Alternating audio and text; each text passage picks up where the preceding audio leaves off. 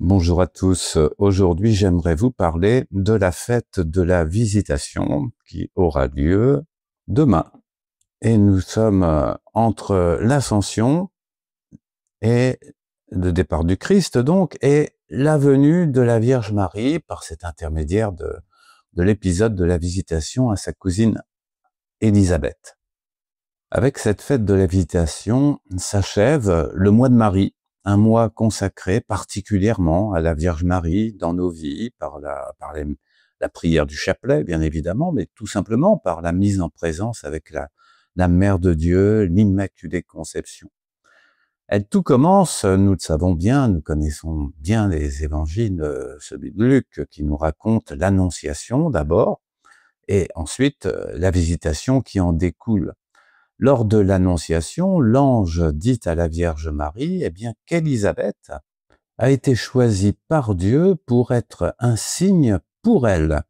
Mais pas seulement pour elle, puisque la naissance de Jean-Baptiste comporte une vocation merveilleuse, mais en même temps, dans les projets de Dieu, qui s'est tout mêlé d'une manière harmonieuse, Élisabeth, sa maternité, sert de signe à la Vierge Marie. Voici ce que dit l'ange, et voici qu'Élisabeth, ta parente, vient elle aussi de concevoir un fils dans sa vieillesse. Et elle en est à son 6e mois. Elle qu'on appelait la femme stérile, car rien n'est impossible à Dieu. Alors Marie, là, fait son fiat. Marie dit alors, je suis la servante du Seigneur, qu'il m'advienne selon ta parole. Elle vient dans l'épisode suivant, c'est celui de la Visitation, de cette fête qui nous occupe présentement. Elle va voir, non pas vérifier en tant que telle, parce que Marie est une femme de foi, elle croit l'ange, mais elle vient voir les merveilles de Dieu. Je dirais que la Vierge Marie, lorsqu'elle vient nous visiter nous-mêmes, elle vient voir la grâce de Dieu qui est en nous, une grâce qui est déjà donnée. Pour nous, personnellement, vous voyez, lorsqu'on reçoit la visitation de la Vierge Marie, c'est ce qui se passe lorsque nous la prions, lorsque nous la supplions, parce qu'elle répond toujours, il y a une grâce qui la précède, la Vierge Marie. Vous voyez, la Vierge Marie n'a pas d'initiative par rapport à Dieu, c'est toujours Dieu qui a l'initiative. Mais Marie vient voir, je dirais, le cheminement de cette fécondité, de la grâce d'en haut qui est accordée aux hommes. Là, en l'occurrence, à sa cousine Élisabeth. Pour nous-mêmes, lorsque la Vierge Marie vient dans nos vies, la grâce, elle est donnée tout de suite et d'un seul coup. On peut pas dire que Dieu fait l'économie, nous donne d'une manière parcimonieuse sa grâce. La grâce, est d'ordre spirituel en général, mais aussi matériel, est complète, directe. Mais nous mettons beaucoup de temps pour recevoir la grâce qui vient d'en haut, à cause de nos blocages, à cause de nos péchés, à cause de toutes sortes d'obstacles qui en nous, cette complexité psychologique qui nous empêche de parvenir à la simplicité de l'âme, la simplicité de la communication avec Dieu, comme on assiste dans ce bel évangile, ces dialogues entre Marie et l'ange, et puis ensuite entre Marie et sa cousine Élisabeth, sont des dialogues pleins de transparence. Le cœur parle en direct sans aucun obstacle. Tandis que nous, nos cœurs sont remplis d'obstacles. Nous avons une vie à accomplir, nous avons des désirs à réaliser, nous avons une vocation, mais selon nos vues, à mettre en avant. Tandis que Marie, elle est toute oblation, toute oblative par rapport au projet divin. Elle laisse Dieu agir complètement, elle se remet entre ses mains. Et pour recevoir la grâce, c'est ça la disposition qu'il faut avoir. Une humilité, mais pas seulement une humilité sèche, une humilité pleine d'amour, pleine d'adoration envers Dieu et la volonté de Dieu. On a ainsi, Marie, en ces jours-là, poursuit saint Luc, Marie partit et se rendit en hâte vers la région montagneuse dans une ville de Juda. Elle entra chez Zacharie et salua Élisabeth. Et il advint, dès qu'Élisabeth eut entendu la salutation de Marie, que l'enfant tressaillit dans son sein. et Élisabeth fut remplie d'Esprit Saint. Nous savons que jusque-là, Élisabeth a tenu sa maternité secrète. Vous voyez, c'est une attitude d'adoration. Saint Luc nous avait confié quelque temps après, donc après le dialogue de l'ange avec Zacharie dans le temple, le mari d'Élisabeth, quelque temps après, sa femme Élisabeth conçut et elle se tenait cachée 5 mois durant. Elle cache la bonne nouvelle de sa maternité. C'est quelque chose d'extraordinaire, là, Élisabeth, sa maternité. C'est exactement comme Sarah, la femme d'Abraham. Elle conçoit un enfant dans sa vieillesse alors que son âge d'une part, et une stérilité en plus, d'autre part, lui empêche de concevoir. Il y a là la naissance de Jean-Baptiste est miraculeuse.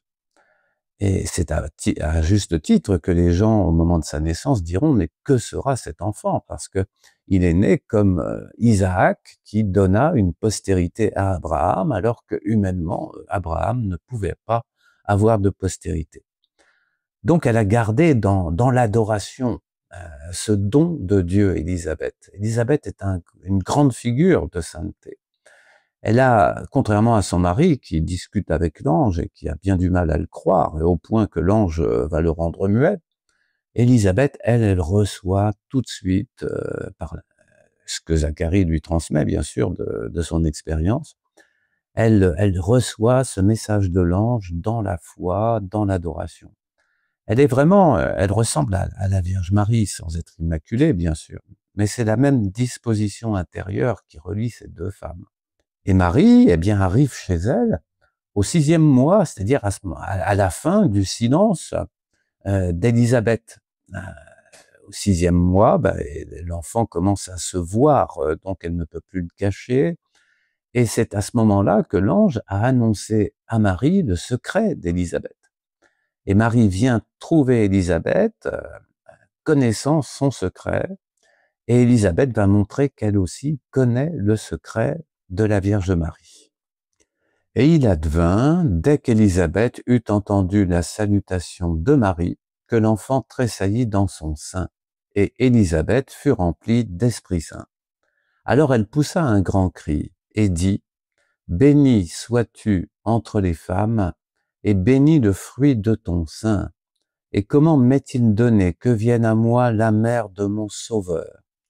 Car vois-tu, dès l'instant où ta salutation a frappé à mes oreilles, l'enfant a tressailli d'allégresse en mon sein. Oui, bienheureuse celle qui a cru en l'accomplissement de ce qui lui a été dit de la part du Seigneur. » On a ici un double dialogue. On a deux femmes qui dialoguent ensemble et on a deux enfants qui sont encore dans le ventre de leur mère qui dialoguent pareillement l'un avec l'autre. Et tout cela est relié ces 4 personnages sont reliés par l'Esprit Saint. C'est un bel hymne à la fécondité humaine, au fait que les enfants sont vivants dès le sein de leur mère. Ça, c'est le premier aspect qu'on peut contempler dans cet évangile. Et puis, il y a cette œuvre, la présence du Verbe au milieu de nous, une présence cachée. Et Jésus va vivre, nous le savons bien, une vie cachée pendant 30 ans. Mais là, il est caché ô combien dans le sein de la Vierge Marie, dans le sein de l'Immaculée. Et Jean-Baptiste, eh bien, est le premier à manifester la présence du Verbe. C'est sa vocation, d'ailleurs. Lorsque la fin de la vie cachée de Jésus paraîtra, il commencera à proclamer sa venue, à préparer ses chemins, selon le prophète Isaïe.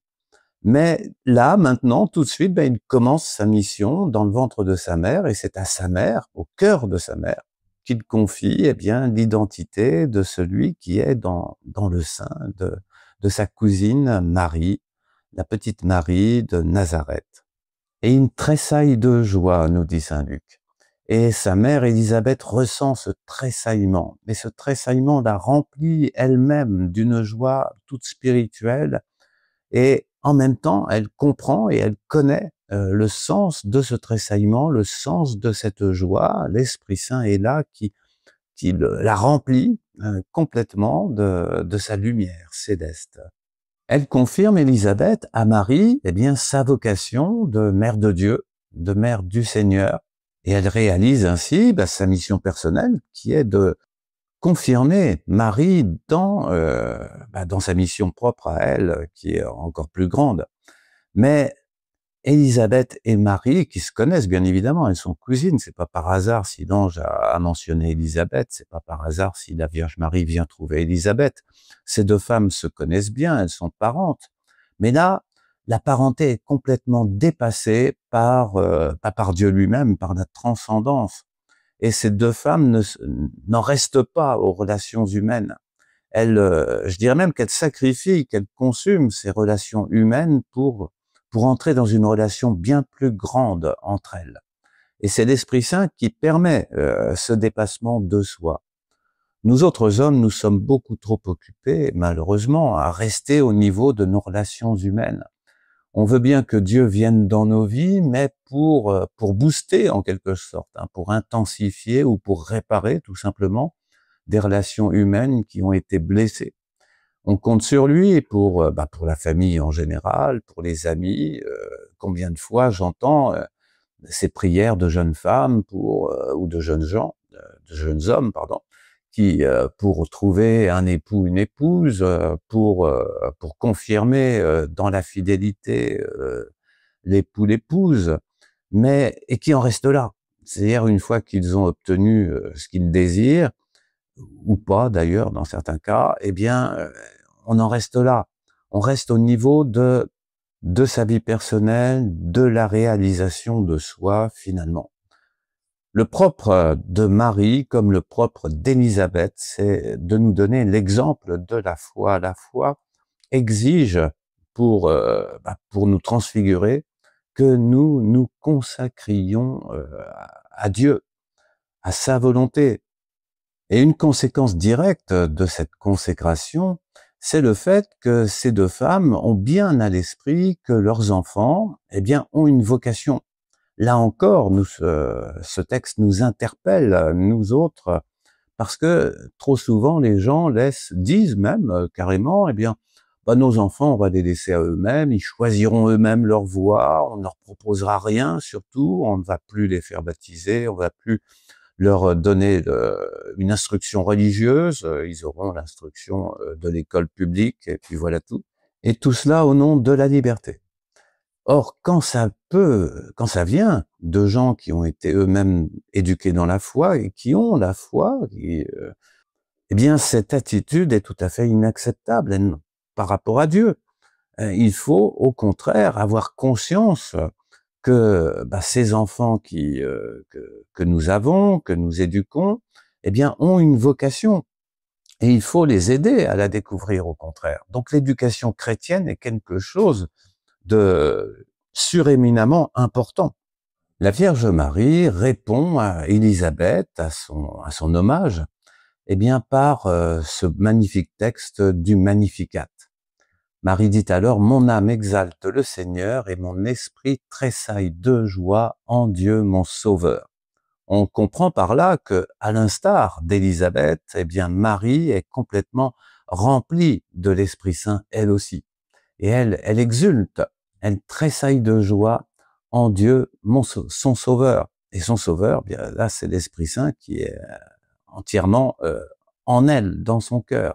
Ce cœur immaculé où il aime tant résider. Et elle ajoute aussitôt, parce qu'il a jeté les yeux sur l'abaissement de sa servante. L'abaissement, c'est l'humilité de sa servante.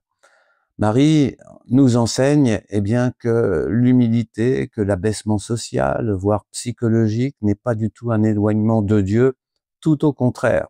D'où, eh bien, cet amour constant de l'Église pour les pauvres, et pas seulement les pauvres matériellement, mais les pauvres humainement, psychologiquement, socialement, ceux qui sont vraiment mis à l'écart de tout ce qui brille dans notre monde et qui fait envie à tous les gens. Or, la joie ici dont parle Élisabeth, dont parle la Vierge Marie, est une joie très différente des joies humaines, des joies qui tournent autour de ce qui brille, justement, de ce qui énerve psychologiquement, mais qui ne donne pas, que ne communique pas la paix intérieure. Or, cette paix intérieure est garante d'un équilibre profond. Elle est garante d'un discernement profond. Elle est garante d'une grande pureté de cœur.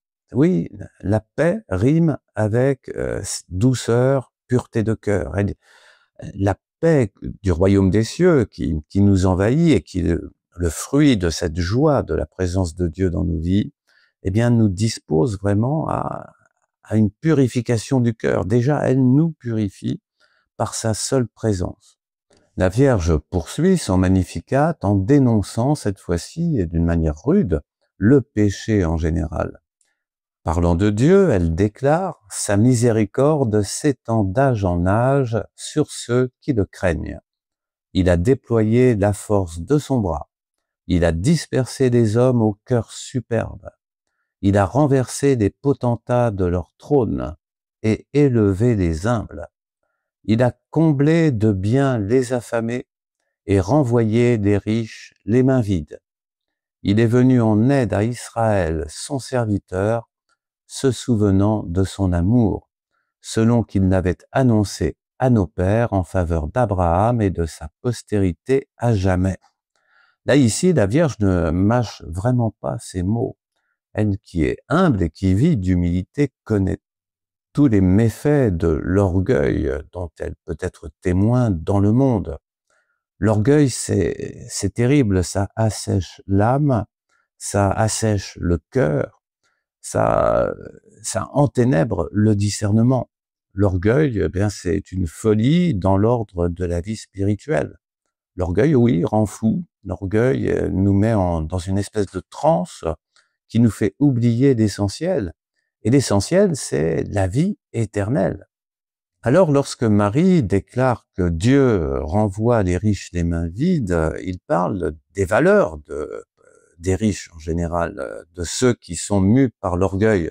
Et l'orgueil, c'est profondément diabolique. Hein. C'est Satan, c'est Lucifer qui déclare à Dieu « Je ne te servirai pas, tu ne seras pas mon maître, je déciderai, moi, de mon destin. » Et ce pauvre destin, eh bien, c'est de vivre hors de Dieu. Et hors de Dieu, il n'y a que ténèbres. Hors de Dieu, il n'y a que non-sens. Hors de Dieu, il n'y a que non-amour. Les gens ne s'imaginent pas à quel point ça doit être terrible, l'enfer. L'enfer, c'est le royaume de ceux qui ne veulent pas servir Dieu, le royaume de l'orgueil. Et l'orgueil conduit à une dureté. L'orgueil produit tous les autres péchés, a-t-on l'habitude de dire dans la tradition de l'Église. Et c'est vrai, parce que l'orgueil, eh bien, rend violent, rend indifférent, rend vraiment solitaire et froid comme la glace. Marie, ici, a déjà le langage des béatitudes. Elle dit que ceux qui pleurent en ce monde, ceux qui ont faim en ce monde, ceux qui ont soif en ce monde, ceux qui sont blessés en ce monde, trouveront dans l'autre monde la consolation et la vie éternelle, bien sûr, dans cette plénitude d'être, la plénitude de la vie. Alors, lorsque nous sommes dans les épreuves, il faut se tenir au pied de la croix comme Jésus, qui nous dit que les épreuves sont incontournables, on ne peut pas les éviter en cette existence terrestre. Par contre, on peut les vivre comme lui dans cette paix du ciel, et c'est ce que nous devons désirer. Et Marie ne mâche pas ses mots vis-à-vis de tous ceux qui méprisent cet avenir. Dans son discours d'adieu, lors de la dernière scène dans l'évangile de Jean, Jésus déclare qu'il va envoyer l'Esprit Saint, cet Esprit Saint-là qui anime la Vierge Marie et Élisabeth. Eh bien, qui va l'envoyer, que l'Esprit Saint le fera ressouvenir les disciples de tout ce que lui leur a dit, et qu'en plus, il leur révélera les choses à venir. Alors, on a trop souvent on croit trop souvent qu'il s'agit d'un don oraculaire, la capacité d'être informé sur l'avenir. Mais l'avenir dont parle ici Jésus, c'est l'éternité. L'avenir, les choses à venir, ce sont celles du royaume des cieux. Et c'est cette mémoire de l'éternité que l'Esprit Saint nous fait accomplir. Il nous fait ressouvenir de l'éternité. Alors avec la Vierge Marie, embrassons pleinement la foi, embrassons pleinement cette perspective d'éternité Elle accueille vraiment Jésus parce qu'elle accueille Jésus et tout son message de rédemption.